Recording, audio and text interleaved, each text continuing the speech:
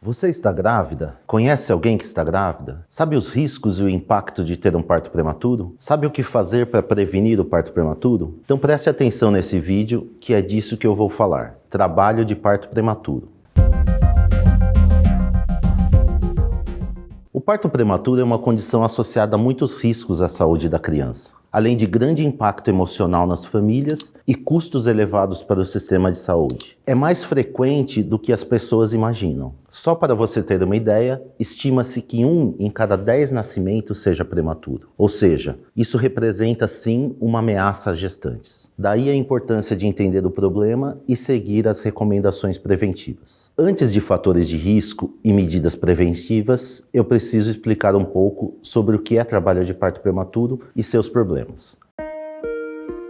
O parto prematuro, como o próprio nome diz, é aquele que acontece antes da hora, antes do esperado e ideal. O esperado e ideal é que ocorra após as 37 semanas completas de gestação. E esse limite foi definido assim porque, a partir dessas 37 semanas de gravidez, a grande maioria dos bebês já tem os pulmões maduros e consegue respirar normalmente sem ajuda de aparelhos ou oxigênio. Se nasce antes das 37 semanas, é considerado prematuro, mas quando nasce antes das 20 semanas de gestação, é considerado aborto. Existem dois tipos de parto prematuro: o eletivo, ou indicado pelo médico, quando alguma condição clínica grave da mãe ou do bebê não permite que a gestação chegue a 37 semanas, pelo risco à saúde de ambos. E o espontâneo, que, como o próprio nome diz, ocorre por causas naturais. Nós vamos falar apenas sobre o parto prematuro espontâneo.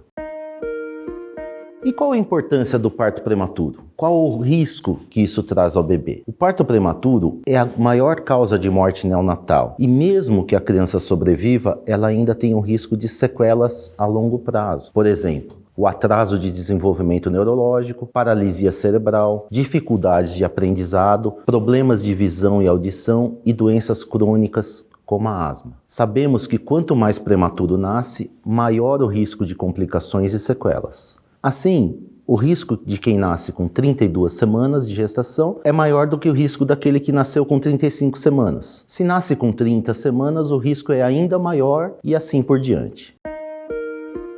Na maioria das vezes, não conseguimos identificar uma causa específica para o trabalho de parto prematuro, mas sabemos que uma série de fatores aumentam o risco de uma grávida ter um trabalho de parto prematuro, que são os chamados fatores de risco. Dentre esses fatores, eu vou destacar 8 mais importantes. Primeiro, histórico de partos prematuros em uma gestação anterior. Essas mulheres têm um risco de 15 a 30% de ter um novo parto prematuro, podendo o risco subir para 60% caso ela tenha tido 2 partos prematuros anteriores. Segundo, gestação de gêmeos ou condições que aumentem o líquido amniótico, como diabetes gestacional. Nesses casos, o útero fica mais distendido que o habitual e por isso pode ter mais contrações e assim precipitar o parto. Terceiro, presença de uma infecção, principalmente na vagina e nas vias urinárias, pois pode predispor à inflamação do útero, ruptura da bolsa e, consequentemente, trabalho de parto prematuro.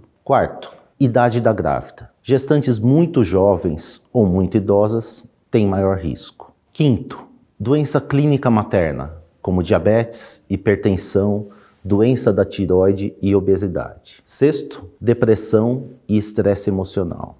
Sétimo, abuso de drogas e tabaco. Oitavo, desnutrição materna. Um problema muito importante, sobretudo em lugares com muita precariedade, como a África e algumas regiões do Brasil. Um ponto que eu quero reforçar: se você não tem esses fatores de risco, não significa que você não terá um parto prematuro. Aproximadamente metade dos partos prematuros ocorrem em mulheres sem esses fatores de risco. Se você tiver esses fatores de risco, sua chance é maior, por isso deve ter atenção redobrada. Então, o que você deve fazer para evitar o parto prematuro? O que pode ser feito para prevenir? A resposta é pré-natal. Através da anamnese, do exame físico e de exames de sangue, urina e ultrassom, o médico pode, ao longo da gestação, detectar e tratar situações de risco para a prematuridade de que falei. Assim, se for descoberto um diabetes gestacional, hipertensão ou doença da tireoide, tratamos com medicamentos. Se for descoberta uma infecção vaginal ou urinária, tratamos com antibióticos. Isso sem contar com orientações de hábitos e vidas saudáveis. Por exemplo, cessar o tabagismo quando for o caso. No caso das gestantes que já tiveram trabalho de parto prematuro anterior, devem fazer uso de uma medicação chamada progesterona, a partir das 16 semanas de gestação. Essa medicação consiste em um comprimido que deve ser introduzido pela vagina, toda noite até as 36 semanas. É uma medicação segura, bem tolerada e que demonstrou em vários estudos científicos ser eficaz para prevenir o trabalho de parto prematuro em gestantes de risco. Seguindo o pré-natal, também deve ser recomendado o exame de ultrassom transvaginal, que deve ser realizado entre 20 e 24 semanas de gestação, ou seja, juntamente com o ultrassom morfológico de segundo trimestre. Esse é o exame mais importante para a prevenção do parto prematuro. Nesse exame é feita a medida do colo do útero. Quando está menor que 25 milímetros, é considerado risco de parto prematuro e assim se iniciam medidas de prevenção como o uso da progesterona. Se, mesmo seguindo todas essas orientações, você entrar em trabalho de parto prematuro, o que você deve saber? Primeiramente, quais são os sintomas? Contrações uterinas dolorosas e rítmicas, ou seja, quando o útero contrai e relaxa a intervalos de tempo determinados, por exemplo, a cada 10 minutos, associado à dor. Aumento do muco ou presença de sangue na secreção vaginal, indicando que o colo do útero está dilatando. Perda de líquido pela vagina, indicando que pode ter ocorrido a ruptura da bolsa. Toda gestante deve ficar alerta aos sinais de trabalho de parto e, caso esteja em idade gestacional menor do que 37 semanas e tiver esses sintomas, deve procurar imediatamente a maternidade. Ao chegar à maternidade, o médico fará uma avaliação desses sinais e um exame de toque vaginal, para determinar se o colo do útero está dilatado. Às vezes, caso as contrações não sejam muito fortes ou o colo do útero não esteja dilatado, a gestante fica em observação por 1 ou 2 horas para avaliar a evolução das contrações, realizar exames para verificar se há infecção vaginal ou urinária e exames para garantir que o bebê não esteja em sofrimento, feitos por avaliação dos batimentos cardíacos, movimentos fetais e do líquido amniótico. Mas se você tiver contrações e dilatação do colo do útero, é definido que você está em trabalho de parto prematuro. E agora? Se confirmado o diagnóstico, a gestante deve ser internada e, caso haja condições clínicas, pode ser tentada a inibição do trabalho de parto prematuro. A inibição tem o objetivo de ganhar algum tempo para administrar uma medicação por meio de uma injeção no músculo do braço chamada corticoide, que acelera o amadurecimento dos pulmões do bebê dentro do útero e tem o efeito máximo após 48 horas do início.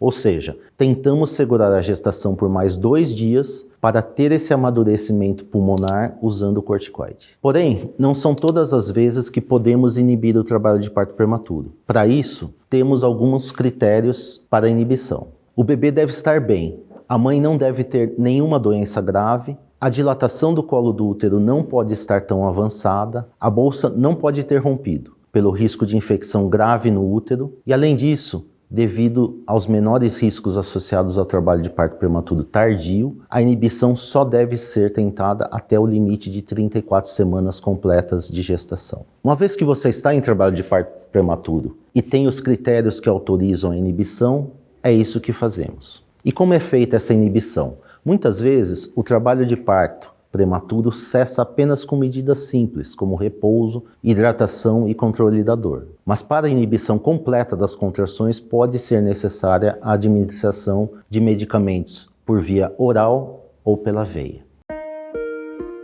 Se isso não for possível, e se não foi possível inibir o trabalho de parto, como é feito o parto prematuro? Pode ocorrer o parto normal, mas isso dependerá de uma série de fatores, como a idade gestacional, o peso estimado do bebê, o bem-estar e a posição do bebê no útero, o tipo de parto que a gestante teve anteriormente e a dilatação do colo do útero. O médico avaliará a necessidade de uma cesariana.